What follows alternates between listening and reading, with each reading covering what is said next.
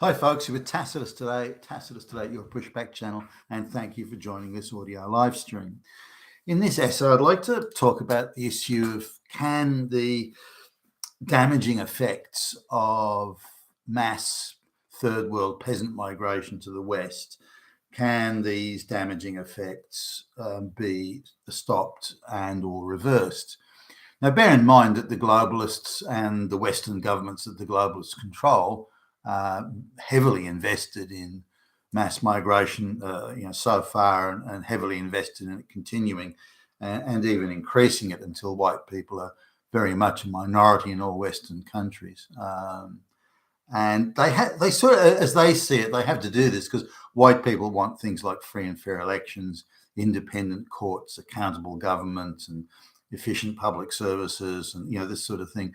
And these are exactly the things that the globalists do not want. So white people have to be got rid of. The illiterate peasant from Africa or Pakistan or India or somewhere like that, they don't really give a fuck about that other stuff. What they do what they do care about is handouts and coming to a first world country and all that sort of thing. Now, if these peasants were able to look down the track and see that their very arrival in such numbers to the West will cause the West to become a third world country, that's something they're not thinking that far ahead. It's only today and gimme, gimme, gimme that's driving their decisions. On top of that, of course, there's a vast infrastructure now funded by the globalists to help these illiterate peasants move from the third world shitholes to the West. So we need to also put that, they would never attempt the journey if they weren't getting so much logistical help to do it. Now, to give you an idea, just how simple these peasants are, the globalist agitators, the mass people movement agitators go around to some rural village in Pakistan, and because these people are very simple, they've never really left their village. They just walking a few miles to the next village is about the extent of their understanding of the world. And other than the village has one television that they all climb around, or they've got a screen to get onto the internet, and they look at the life that Western people live. And then these agitators come around and say, well, I can help you get there. Everyone gets a free house, a free car, hot blonde chicks, and the whole stuff. You can go there, and well, where is it? Because they've got no comprehension of distance and things like that. Because again, they're very simple village folk who've never been outside of their village really. Oh, it's not far. If you just walk over to just over there, just over the horizon, just one over the horizon, that's where it is. It's just over there. It's the pot of gold at the end of that rainbow. That's where the West is. Oh, holy shit. And so that they're able to encourage these people to attempt the journey when they've got absolutely no comprehension whatsoever of the distances involved and where it is and so on. And sometimes they show them cartoon maps of the world where it appears that London, England, and Pakistan are, even though they're separated by many thousands of miles, it makes it appear on the cartoon-like map that it's just a couple of days walk away, and they're able to encourage these people to start the journey, telling them these lies, and then a couple of days into these, well, hold on, I'm still in Pakistan. Where's this England you were telling me about? Look, it's just over the next horizon. And then they're at another way station where they've been given free clothes and free food and free this and free water and everything, and they think, hey, I'm getting these free joggers and these free clothes that are designed a label and they're new, and they, oh wow, this is not too bad. I think I'll make the rest of the journey. So these are the sort of deceptions and treacheries and so on that the globalists and their agitators using. But coming back to firstly, you could shut down.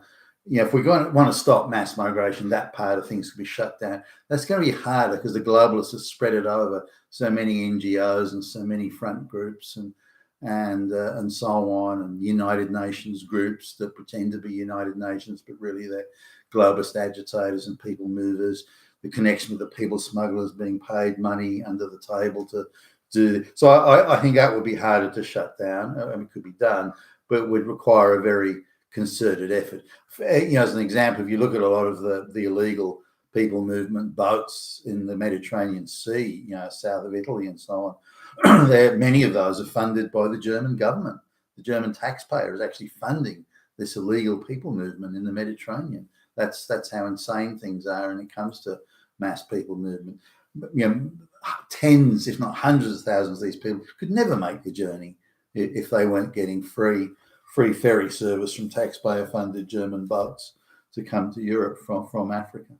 So, coming back to the material point of how can mass immigration be stopped, and then the effects of it reversed. And this is the point, if you like, of this essay. So now I'll look at the numbers, and I'll use Australia as an example here. And Australia's got some differences here. Australia's got no direct or close border to any third world country with a lot of people or a lot of refugee camps, or supposed refugee camps. So, not that Australia hasn't had issues to do with boats arriving, but that's to a large extent been addressed, although it's recently started up again. The main illegal arrival is people primarily from India that will come on a tourist visa or a short-term work visa and just overstay the visa. And then when they get caught, if they get caught, but when they get caught, they'll just instantly claim it's asylum and they're fleeing some sort of persecution. And there's a very, very low bar that the immigration authorities apply. So pretty much anyone that alleges refugee status gets it. There have been a few exceptions where people get deported, but then the NGOs provide free legal services for these people, and many of them get all the way up to the Supreme Court, and they win, and so they're able to stay after millions of dollars has been spent on their legal cases. Funds that you and I couldn't get, but for some reason an illiterate peasant from the third world can get millions of dollars of legal aid. Go and work that one out if you can. That would be an easy loophole to close off, although it doesn't apply to that many people who get cases to the Supreme Court.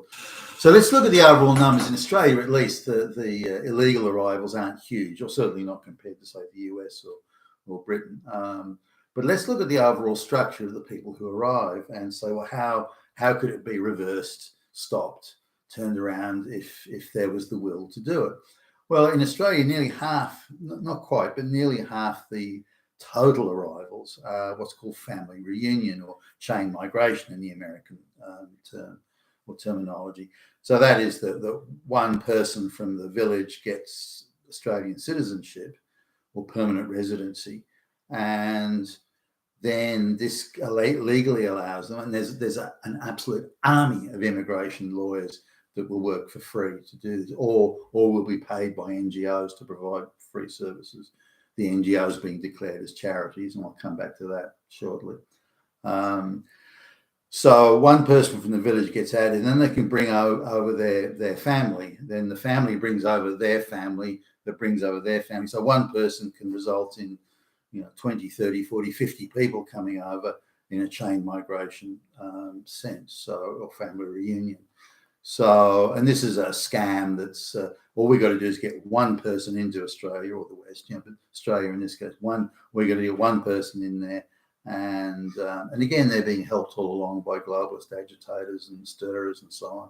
One person to Australia as citizenship, and then they can bring over the entire fucking village. Because in these villages, the rural villages, they're built around the greater family unit. So they can bring the whole village over to Australia just if one person gets. So family reunion is a big thing. All you have to do is stop family reunion. Now, in family reunion, the criteria for, do you speak the language? Do you have a skill? Do you have a qualification? Do you have certain job experience? If you do have a skill, is that skill needed in the economy and so on? That doesn't apply to family reunions. So you're able to bring out your family, and again, the wider family, and the language and skills, even as much as it is applied, which isn't very much, is not applied. So they can just come in, an absolute illiterate peasant, handicapped, needing extensive medical care. All these things don't matter. They just bring them out. So there's a huge phalanx of people coming in through that. Now, in terms of the actual skills, supposedly you're meant to speak good English, competent English, and have a skill that's needed, and have qualifications. Now, the qualifications from a third world country, where if you've got a bit of money, you can just purchase a degree. You don't have to study anything, and where you can easily bribe a business in the third world country. So if anyone called up about me, you tell them I worked here for 10 years and I was a good worker or something like that. So all this sort of stuff, just for a few bucks, can be bribed and or corruptly purchased. So in the third world, it's quite acceptable to do those things. You bribe and so on. Getting what you want is the issue. The means to get it, as in fair means, you've worked hard or you studied. That's irrelevant. That's silly white people who think that way. That's meritorious conduct. When they don't think that way, they just don't. And they think us strange for believing in merit, even though it's disappearing quickly from the West European Anglo lexicon. But so these people can come in. These people can currently come in with a very low bar and almost no checking on their bona fides. White people are checked very rigorously, and there's the mechanisms and devices to do it in the first world countries. But when third world countries come, the bar is set very low. In fact, they almost just don't bother doing it. Yeah, you're here, so who cares? So they're given jobs. They're also Indian, for example, Indian and Pakistani front companies that come to hire people or pretend to hire them, and like labour hire firm type fronts pretend to hire them, and then when they've gone through 3 years of working here, they can apply for residency. They're given false papers and false letters of recommendation, and tens of thousands slip through the net in that way. So the next stage would be stop family reunion. That would cut off 50% of the people arriving. Then rigorously apply English language skills or capacity and skills. So they need to do like a bridging exam in Australia to prove that they actually do know what they're claiming they've got. Because most of them have just corruptly purchased a degree. They don't have a fucking degree. And I came across this firsthand, hiring Indian or subcontinent generally, but primarily Indian programmers. They claimed to have PhD in computer science and everything. They couldn't cut a single line of code to save their lives. They could barely switch the computer on, for Christ's sakes.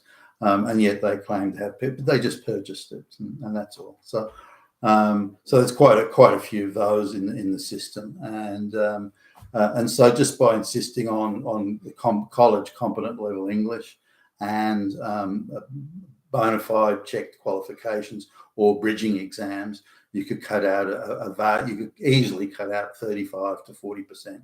Easily cut out 35 to 40% of the total just applying that criteria, because the amount of people that arrive that are utterly illiterate in English, and yet they supposedly have their college level English qualified, and they've got degrees in English, and so it's nonsense. So there's massive corruption and scams going on in that. So just by rigorously applying the rules and rigorously checking these things, then again most of these people wouldn't get visas or wouldn't get citizenship or work visas or anything like that to come to Australia or anywhere else in the West, really, where they speak good Dutch or German or French or something. So that would effectively cut. So now we've cut off somewhere around 75+% already have been cut off now. So that's stopped most of the immigration from coming in. The next thing is the so-called needed skills. Now, the needed skills is people importing because they've got skills that are required in the economy, and people can't be found to do the job. And here the rules need to be changed slightly, not too much, but slightly, to the competitive rule. So it's no good a company saying, well, I want to pay 1 cent a year to a worker to do such and such a job, and I can't find anyone to do it. So there's no one around, and I have to go to a third world peasant economy to find the people to do the work. No. In the rules need to be changed to show that you're offering a competitive economy and you have tried to hire somebody for the job and to offer the necessary benefit in a market. Remember, we live in a capitalist market, supposedly a capitalist market economy. And I use the example of trying to get a stonemason, for example, trying to get a stonemason to work in a quarry out in the middle of nowhere. Now, it's very difficult to get someone out there. A stonemason's wage is not a big wage, and so, but yet it's a fairly long apprenticeship, actually, a stonemasonry. You wouldn't think, but it is. Now, there's still stonemasons around. There's a guy, stonemasons, for example, that are around the maintenance of ancient buildings in Rome and Greece and all that sort of thing. There's still a lot of expert stonemasons employed around those type of places, Egypt and so on. So they're around, but when you want a stonemason to leave the city and move into the middle of nowhere, where there's not many shops, not many schools, that the family doesn't really want to move there, that the money's not that good. But if you want to hire someone in a shit location like that, you have to just keep on increasing the amount of benefits and the salary and the pay until such a time as it becomes attractive to somebody. Now, it could be you give them, free rent in the house while they're there, or it could be you give them, a motor vehicle. It could, whatever, more pay. But you give them that opportunity. You pay a salary or a package salary or a package of benefits that make it attractive for someone to move from the city to that remote location. Now, that's called offering a competitive package. You're competing, if you like, for the people that are in the country, the workers are already here, and getting them to go out to a remote location, and you just increase the benefits. The idea that you can pay the absolute minimum wage and then scream that you can't find anybody, that's not acceptable, and that's a ruse that's used by a lot of countries, particularly Indian and non-Anglo firms, also some Anglo firms, by the way. But that's a ruse that's used by those firms. Well, I couldn't find anybody. No, I couldn't find anyone who wanted the job, so I had to go overseas. Bullshit. You offer it, so they have to prove they offered a competitive package and made an effort to make it attractive enough to get people out there. Now, there's not many of those jobs, but that's used quite widely. There's a Chinese scam where a Chinese company scam where they'll say that they want people that speak a very certain, very unusual dialect of Chinese. You only find, deep into the rural areas of China, and they say that dialect is the only Chinese dialect. We can't find anybody. We have to bring these workers out. Again, that's a fucking scam. Those things need to be shut down, and the realistic criteria used. No, you can't come to Australia or the West and say that only Chinese-speaking people that don't speak English can be employed. That's bullshit. So this stuff needs to be dismissed. So there's a lot of smaller things there, but the application of you have to make every effort to hire someone locally first before you go offshore. Now, these things existed in Britain and elsewhere, but I noticed in Britain and quite a few other countries around Europe and the West, the globalists have been leaning on the governments, supposed governments, they're all globalist stooges, to dispense with that, so companies can just go straight overseas to hire people without having to worry about offering the job locally at all. So just by applying a stricter criteria on that, you could knock out another 10+% of the workforce, ensuring, of course, that those skills are required. This idea that there's a shortage of dishwashers and that registering that as a skill, that's bullshit. That is bullshit. That's just we want cheap labour that we can pay under the table. Now, there are other labour hire scams that go on, and I've mentioned these many times, and particularly Indians and Chinese do this, but where they bring people, rural peasants from India or wherever, they bring people into Australia or the West, and they package up their income. This is to do things like burger flipping or working in, takeout chicken shops or those sorts of things. They give them or package up their income with supposedly with accommodation and food, and they'll pack them in 20 to a 2-bedroom apartment, and mattresses on the floor and bunk beds and all this sort of stuff, and work them around in shifts. So as one person's getting off the bed to go to work, the other person's coming back and jumping on the mattress and that sort of stuff. So all that should be shut down. This packaging, because it's effectively slave labor, so that would knock out another quite decent percentage, and then you'd be down to something like 5%, 3 to 5% of what is the current migrant intake. So in Australia's case, that's going to be sort of somewhere around, give or take, 15,000 a year, people coming in who speak English to college level, that have a qualification. First world rated qualification. Recently the Indian government wanted Australia to give equivalency to any Indian qualification.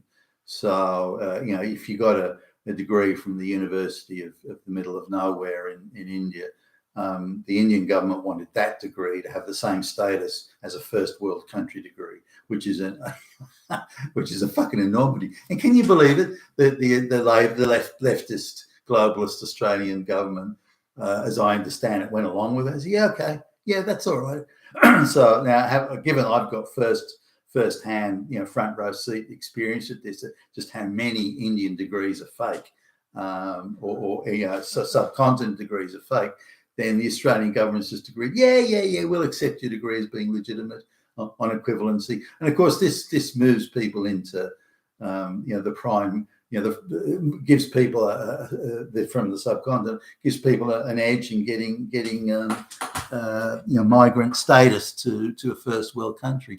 Not that the bar was ever set very high, by the way. So anyway, it would be 10 to 15,000 thereabouts would get degrees, would become migrants to Australia. Now you could loosen that off slightly. But in reality, if you want the top quality people from anywhere in the world, then they're all going to be white. There'll be some outside of that, of course, but then you're taking away the very small number of high quality people from a third world country, which means that country will never be better. I ask Indians sometimes, why don't you stay in your own country? 80% of Indians want to get out of India and come to the West. Now, if they do that, they will turn the West into third world countries if they are successful in getting that sort of population transfer. The Indians don't see it that way. They see wealth differently, and they see that the West will be forever rich, and they can have a piece of those riches if they come. They don't understand wealth creation and things like that. So the Indians, well, I say to the Indians, why don't you stay in your own country and make that better? Improve that, turn that into a first world country. But they don't see it like that. They have no faith. They've got no desire or interest in investing in their own country. They insist their culture is superior. They insist they're morally superior. They insist they're spiritually superior to us.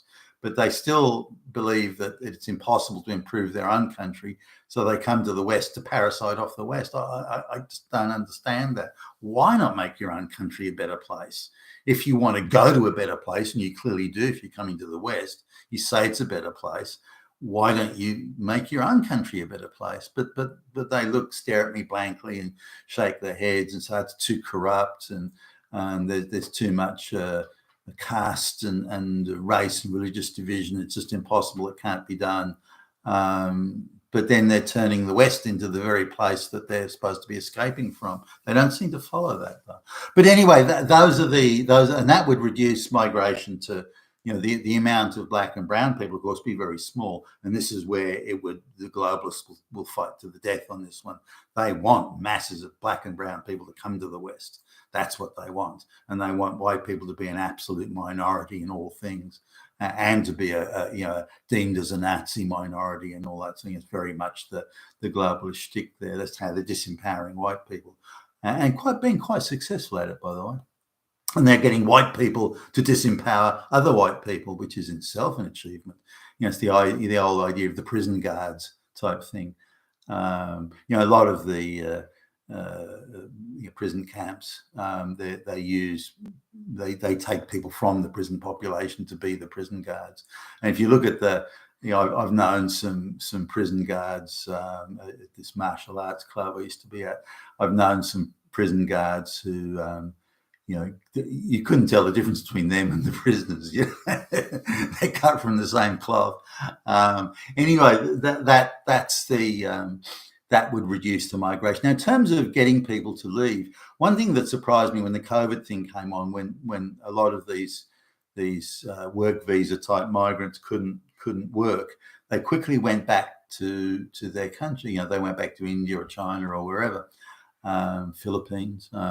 And I was surprised at the exodus there. I hadn't thought they would do that. So it illustrated pretty clearly to me that when the opportunities to parasite off the rich Western economy disappear, they leave quite quickly.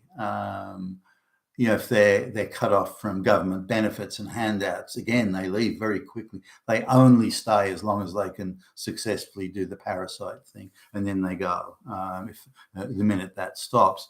So, if, for example, quite a few of the people that come to study, supposedly study in Australia, they're allowed to work 20 or 30 hours a week, whatever it is.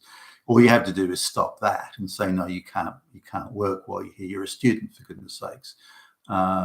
So you have to get by on your funds from your wealthy family, your wealthy Brahmin family in India. If that were to be the case, then a lot of those students, many of whom turn their fake degrees into citizenship, that would dry up. So that would, a lot of those wouldn't come anymore. The idea of if you don't speak competent English within 3 years of arriving, you don't get government benefits. If you haven't got a job after 5 years of arriving, then you'll be, you have to, all benefits will be removed, and and also the things like people that come and live, the people that come and live 20 to a 2-bedroom apartment, which is supposed to be illegal in Australia, by the way, but the government does nothing. People who live 20 to 2-bedroom apartment, they're often sending money back to their families in India or wherever. If you taxed those remittances, if you taxed overseas remittances, that would make it, and it wouldn't make it worthwhile for them. Say you taxed it at 25 or 30%, it wouldn't make it worthwhile for them to do it, to work, and so they would leave. So there's lots of minor administrative measures you can move or you can put in place, all to do, I think, with benefits to the Australian economy.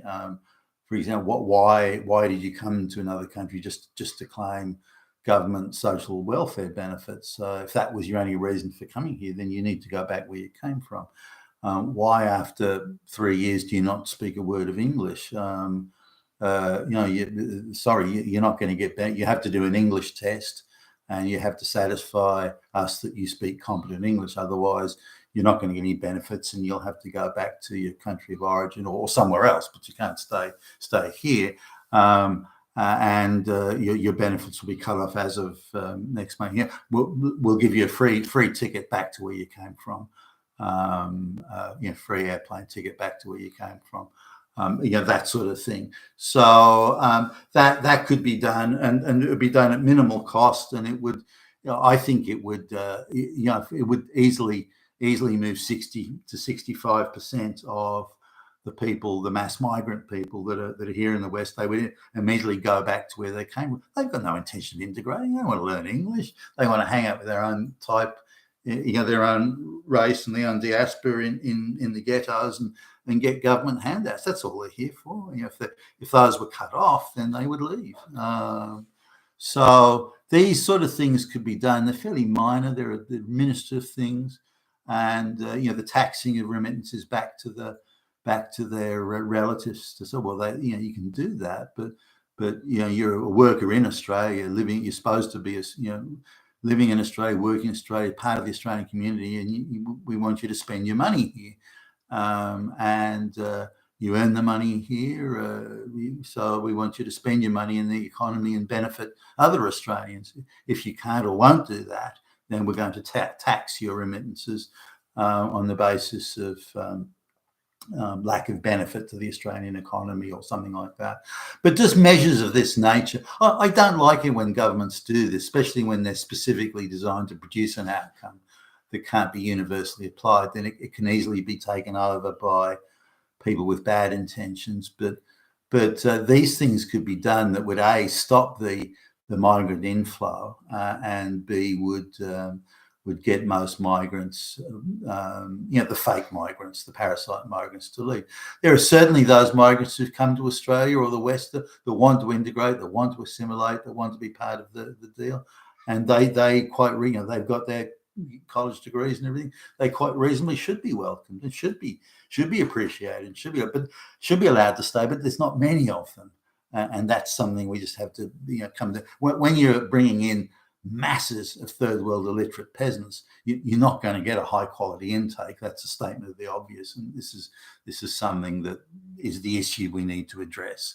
And I don't think it'll be that difficult. So I hope Geert Wilders in Holland, in the Netherlands, puts forward policies such as this, and it'll make a massive difference. So I think things can be turned around.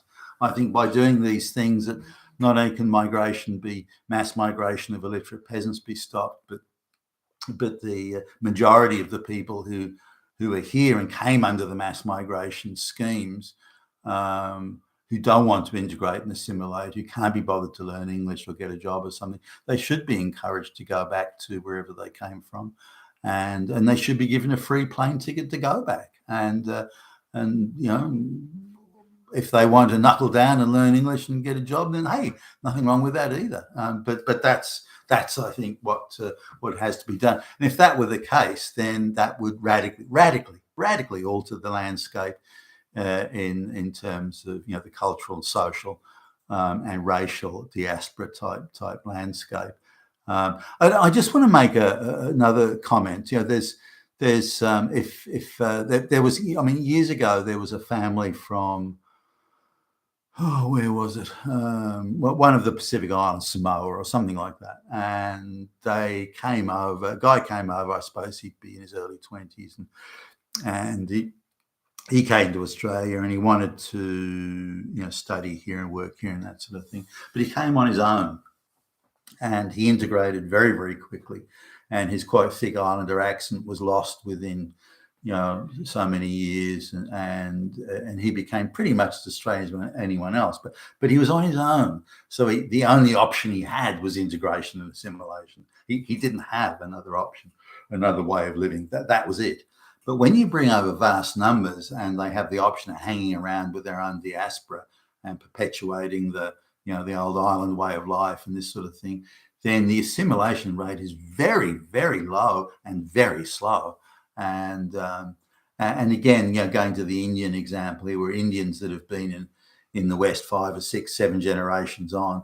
They still see themselves as Indian. They still send back to the village of their ancestors for husbands and brides.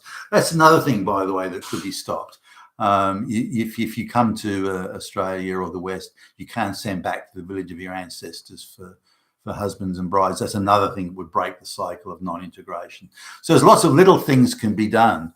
And people might say, well, in that case, if I can't get a bride from the village of my ancestors, I'm not going to come to the West. Fine. Nothing wrong with that. That's your choice. So these sort of things could be done, and they don't need to be big dramatic arrests and dragging, screaming, and kicking people to the aeroplanes or something like that. Most people will self-deport when their parasite benefits are cut off. You're being a Tacitus today. You're a Pushback channel. Thank you for listening.